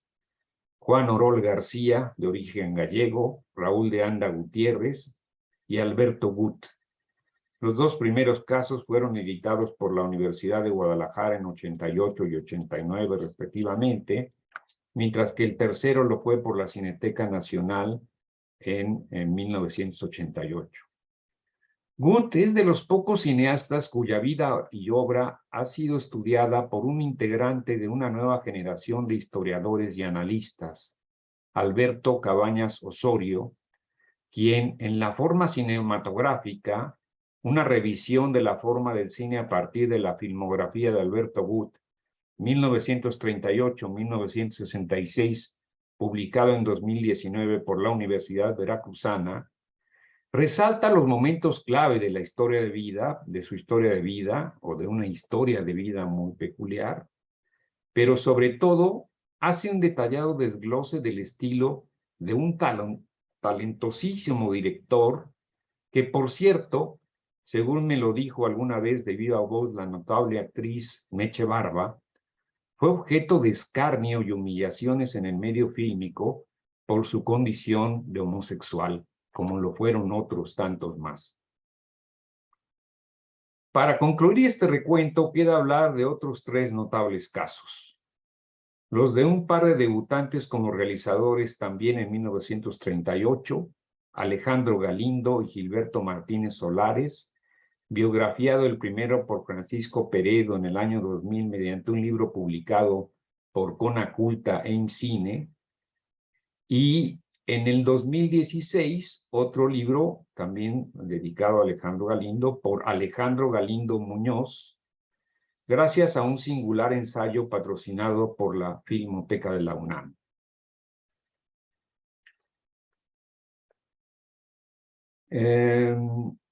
Y el caso de Martínez Solares es un trabajo de varios autores que editó apenas el año pasado el Museo del Estanquillo como catálogo de una exposición curada por Elisa Lozano, a su vez promotora y coordinadora del texto intitulado El ingenio fotofílmico de Gilberto Martínez Solares.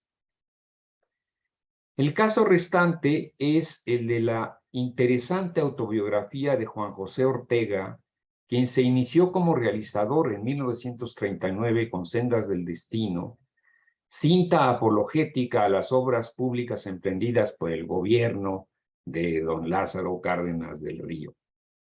editada por el mismo Ortega en 1995 con el título de Momentos de una vida. Este trabajo es hasta cierto punto equiparable a Vida cinematográfica de Bustillo Oro, por más que las aportaciones de ambos al cine nacional hay un abismo de diferencia en varios sentidos, obviamente. Concluyo. Ya lo sabemos desde hace mucho tiempo.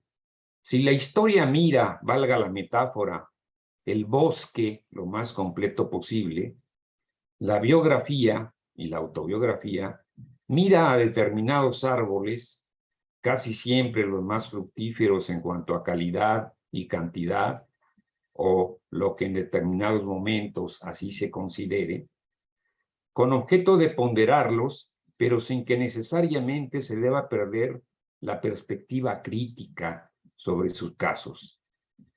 A la historia de nuestro cine y a las biografías de sus artífices les falta un buen tramo por recorrer, pero creo que los principales caminos ya están trazados para seguir haciéndolo, incluso con mejores resultados. Bueno, eso sería lo que yo quería comentar sobre esta, pues, determinada cantidad de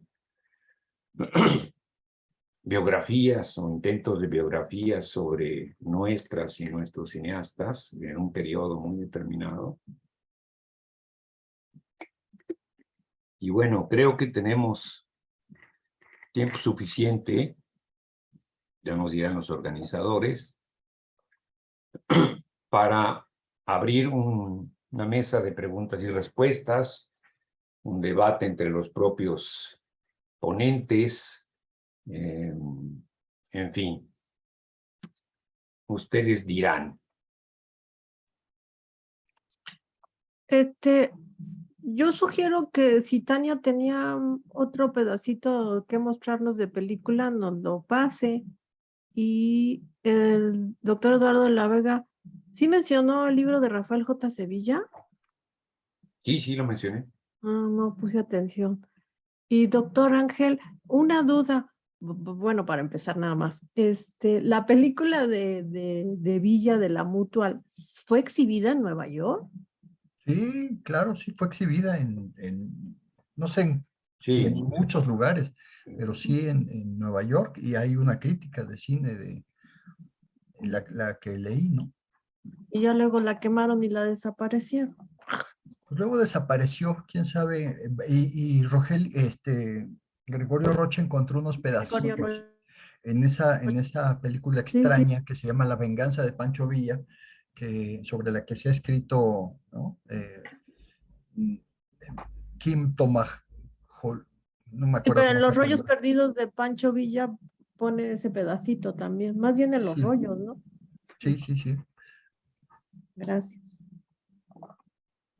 bueno, si quieren, entonces, pues pasamos un poco a unos fragmentitos más de las películas de Tania, pero yo sí quisiera ver si alguien más quiere participar eh,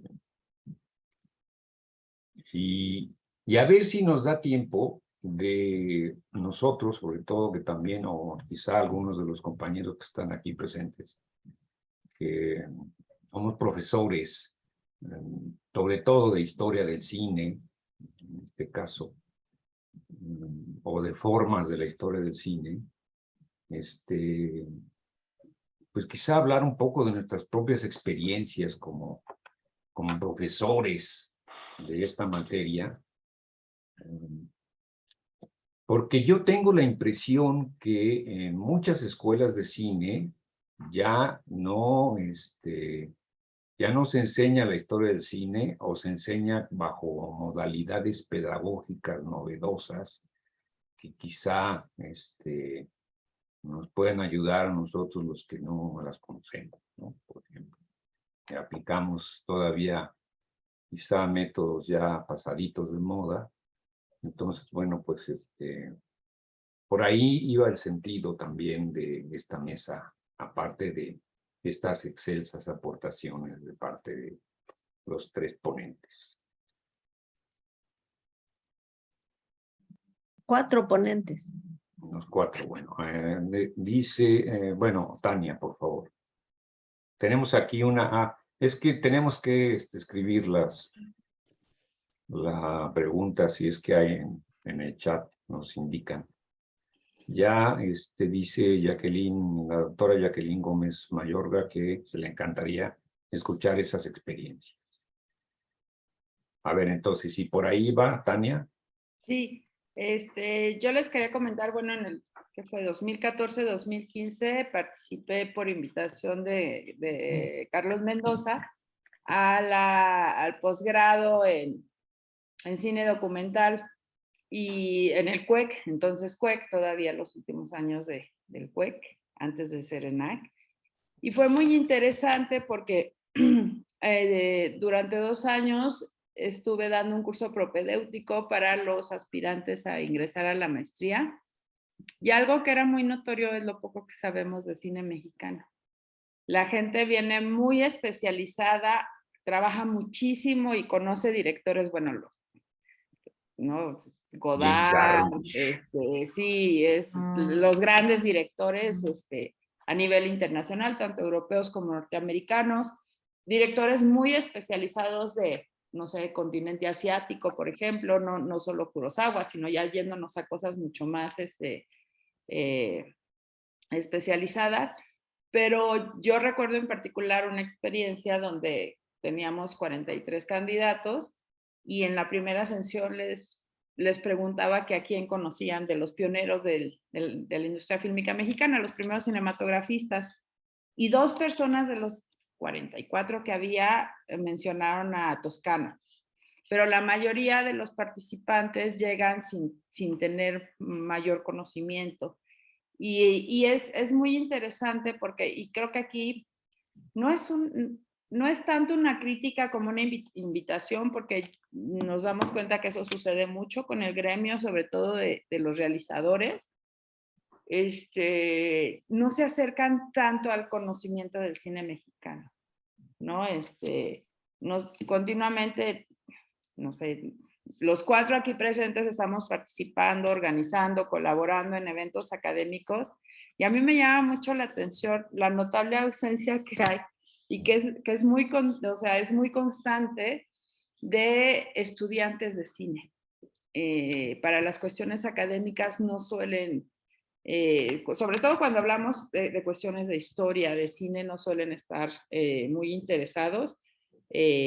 Cuando nosotros en Audir luego ofertamos talleres de armado de carpetas de producción, cosas así, y esos se llenan. Pero cuando es una cuestión histórica, pareciera que no es necesario. En particular, yo esos 2 años que estuve allá, que fue el tiempo en el cual estuve haciendo mi postdoctorado en estéticas, incluimos una materia con Carlos Mendoza que era investigación histórica para cine documental. Y era ir a la AGM y ver cómo hacíamos una investigación, ¿no? Los estudiantes tenían sus temas, tenían sus proyectos que estaban desarrollando y era muy interesante porque muchos de ellos, por ejemplo, no habían llegado al centro de documentación o a la filmoteca, ni a la filmoteca a consultar materiales para documentales que estaban haciendo.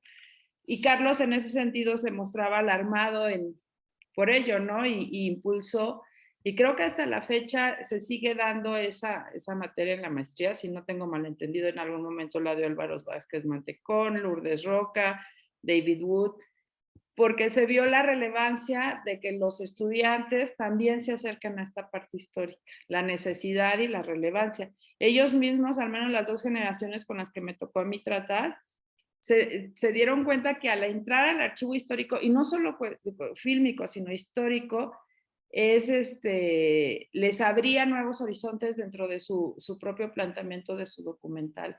Entonces yo creo que sí tenemos que buscar la manera que entre tanto los realizadores como la academia encontremos más puntos de inflexión, más puntos de unión y podamos compartir más en este tipo de experiencias, sin pensar que para ser un buen cineasta no es necesario saber de cine, porque, bueno, la historia ha demostrado que eso casi siempre sale mal, y que los grandes cineastas, incluso cineastas populares, bueno, son cinéfilos y cinéfilos de que conocen toda la historia del cine, conocen películas de diferentes países, de diferentes momentos. Se me ocurre gente como, bueno, mexicanos, Guillermo del Toro, que es como una enciclopedia de cine, Quentin Tarantino, que es otro que también es una gran enciclopedia de cine, Scorsese, así como de los más conocidos, no más populares, pero sí es muy relevante. Gracias. Tienes apagado tu teléfono, doctor Eduardo. Tu teléfono, tu En el micrófono. chat hay algunas observaciones interesantes, los invito aquí a que las lean, pues sí, ahí se requieren muchos semestres para hablar de historia del cine mexicano en las escuelas de cine, etcétera. Yo nada más aprovecho rápidamente antes de ceder la palabra a la doctora Rosario, a decir que, bueno, que mencioné los dos casos de Cándida Beltrán Rendón y de Miguel Contreras Torres, que ya hay películas biográficas, documentales biográficos de ellos. Hay incluso también hay un documental, eso se me pasó a decir, hay una ficción basada en la vida de Juan Orol, por ejemplo, ¿no? Pero estos dos documentales fueron hechos por alumnos de escuelas de cine de la ENAC y de la escuela de... Kenia creo que no estudió en una escuela de cine, creo que en una maestría o algo así, pero sí es comunicóloga, digamos. Entonces, pues bueno, creo que ya están comenzando por ahí también los textos cinematográficos son basados en la vida y obra de los cineastas, en esos términos de largometraje, ¿no? Porque mediometrajes y programas de televisión, pues sí hay más, pero estamos hablando de películas así de mayor amplitud. Ahora sí, perdón, Rosario. No, yo nada más para aumentar el comentario de Tania. Yo doy clases en la licenciatura en Sociología de la Universidad de Guadalajara. Doy una materia de cómo surgió la industria cinematográfica en nuestro país, abarco desde 1895 hasta 1950, y hay dos cosas que me sorprenden. La primera es que los chicos, las chicas, no conocen la historia de nuestro país, ¿sí? Empezando por ahí. Se supone que mi materia es una materia que se tiene que impartir para alumnos que ya van en sexto, séptimo, octavo semestre. Cuando pongo una imagen de Venustiano Carranza, no lo pueden identificar. A duras penas identifican a Emiliano Zapata y eso yo creo que porque pues los tienen en sus playeras, ¿sí?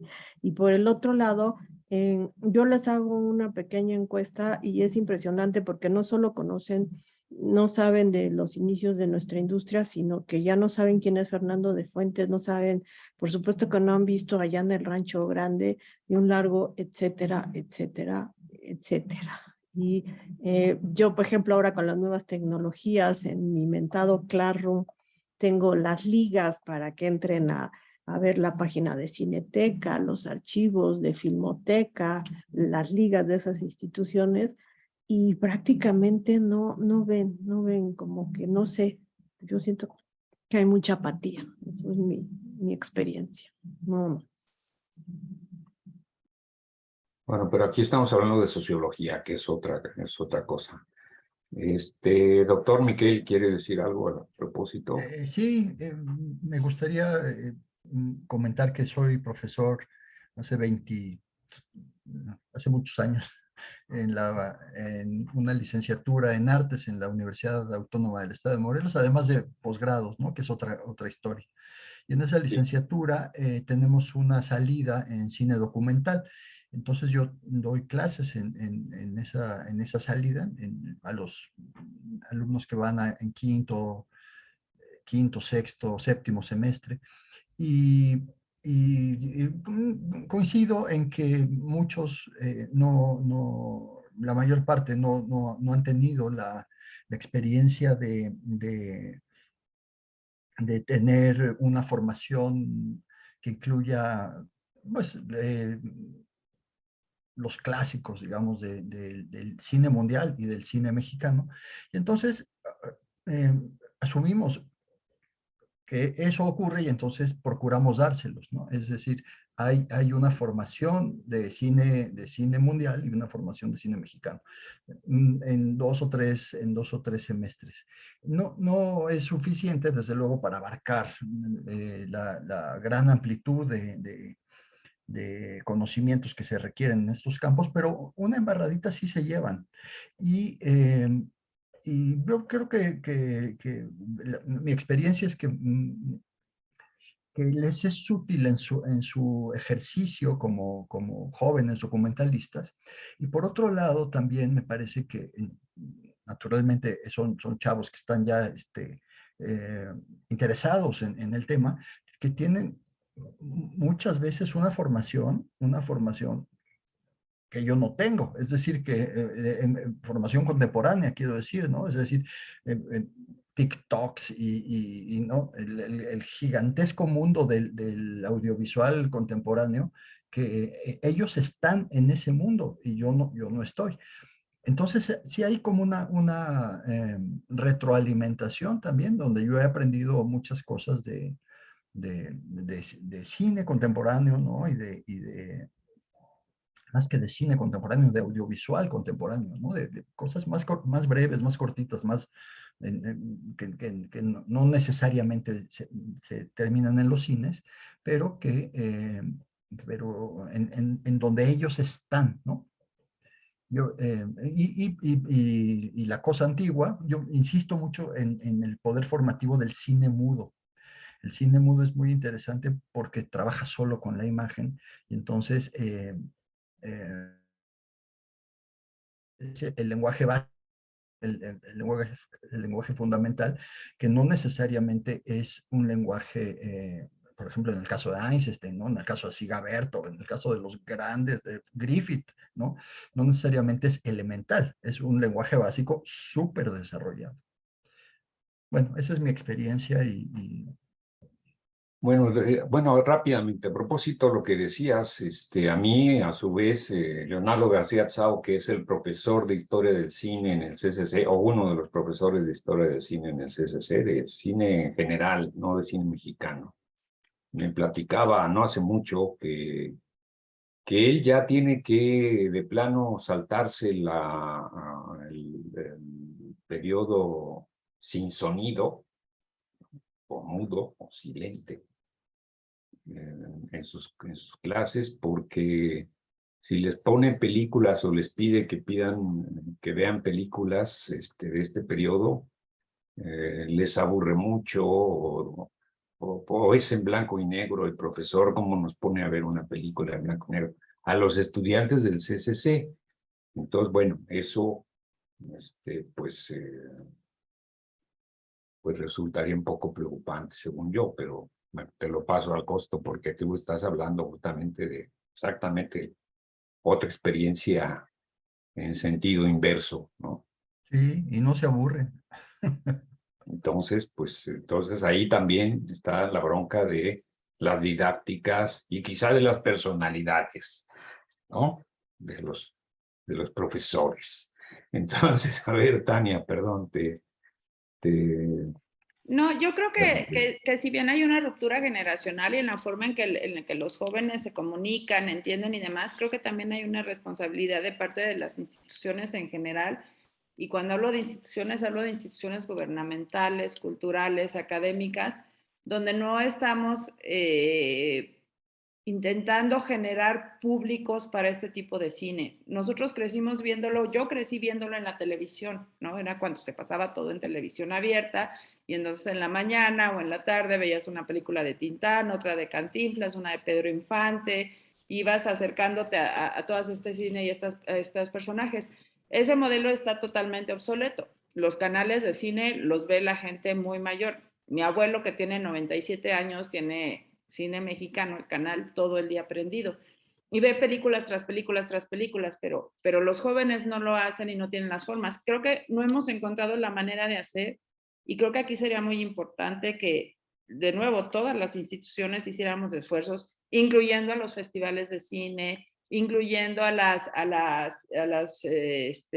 plataformas de streaming, para poner al alcance de la gente esas películas. A mí me ha pasado lo contrario. Yo les doy una clase aquí en la UNAM, en Morelia, en la ENES, de archivo fílmico, y una de las principales cosas que queremos hacer con estos jóvenes archivistas es que valoren la relevancia de la salvaguarda del archivo fílmico, y la manera en que lo hacemos es que ven películas vistas, ¿no?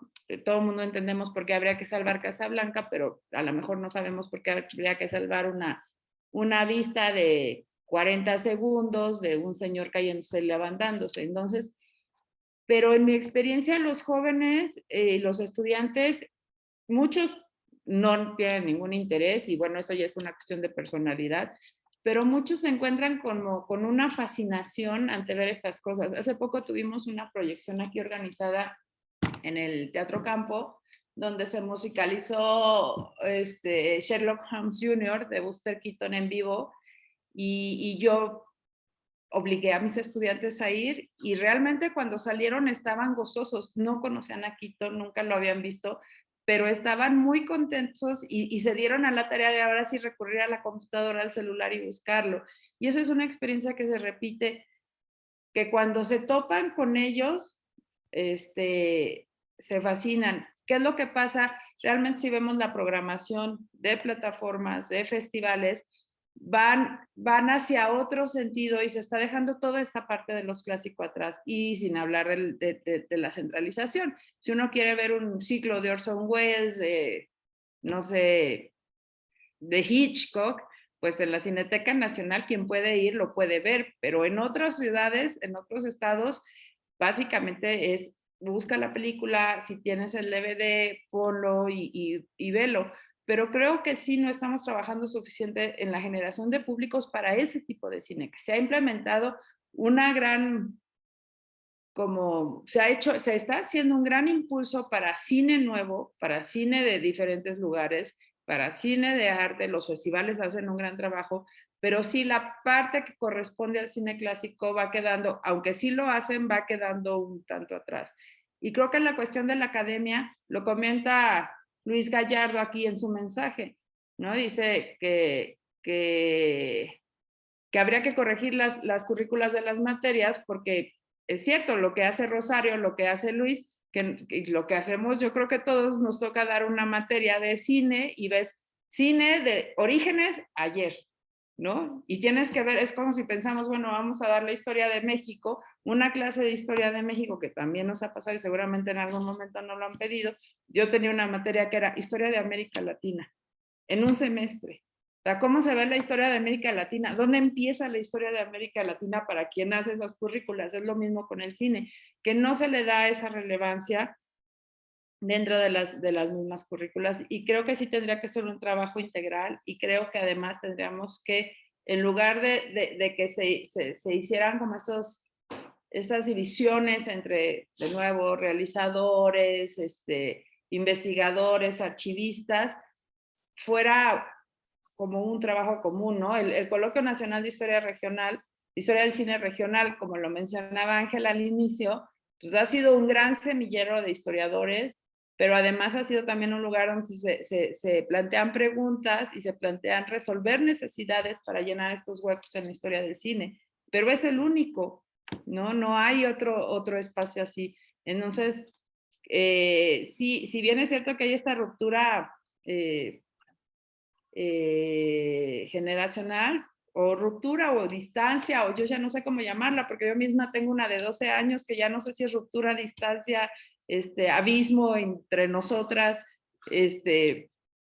pero, por ejemplo, mi hija de 12 años ha crecido viendo cine, y hace poco presentamos la invención de Hugo Cabret en un evento que hace la UNAM aquí, y ella se paraba y preguntaba que cuántas películas de Méliès han sido encontradas hasta hoy, ¿no? Pero bueno, ella ha bebido eso en la casa, pero habría que acercarlo desde públicos infantiles, ¿no? En esa experiencia ellos también se encantan.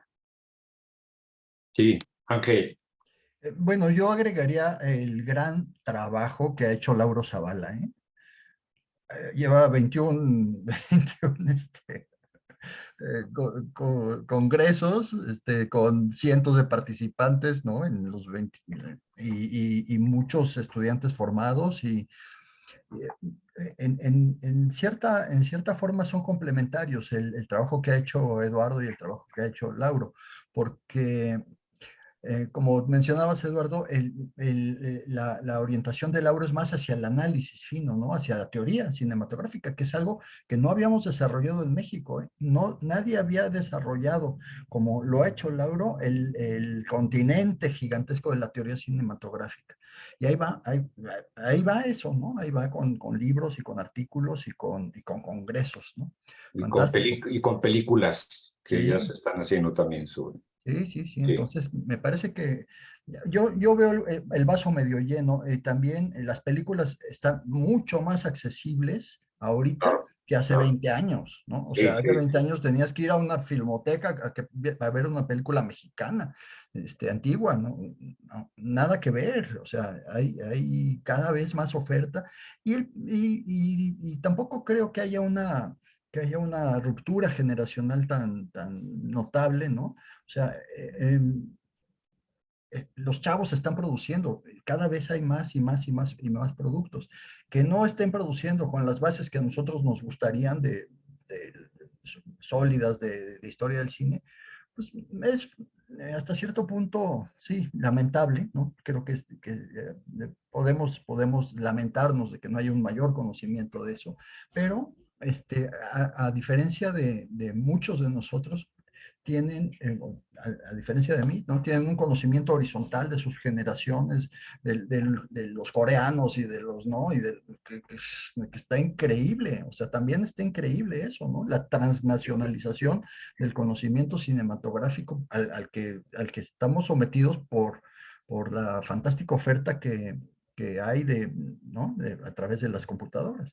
Entonces, sí, hay que insistir en lo que dice Tania, me parece que es nuestro trabajo hacer eso, ¿no? Hay que insistir en la formación sólida de nuestros cineastas y de nuestros historiadores también, ¿no? De la bueno, gente sí.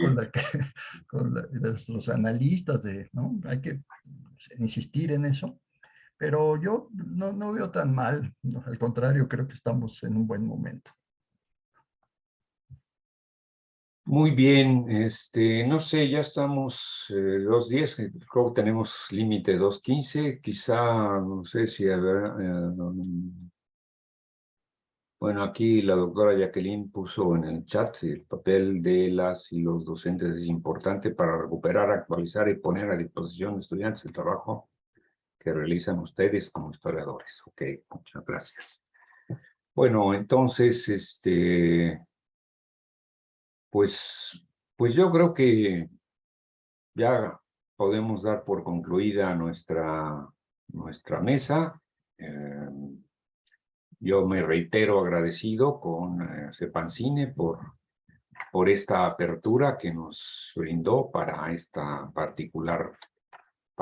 particular tema, que bueno, tiene para muchísima tela de dónde cortar, obviamente, pero que pues ya por lo menos sí nos queda claro que es una lucha del salmón, ¿no? A contracorriente y que hay que hacerla con el mayor placer también posible.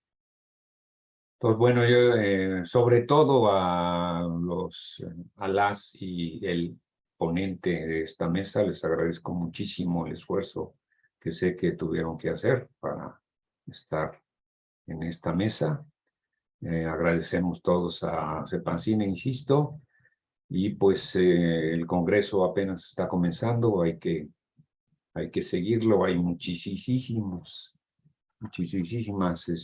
ponencias, todas ellas muy interesantes, y que algo podremos sacar de ellas, al menos.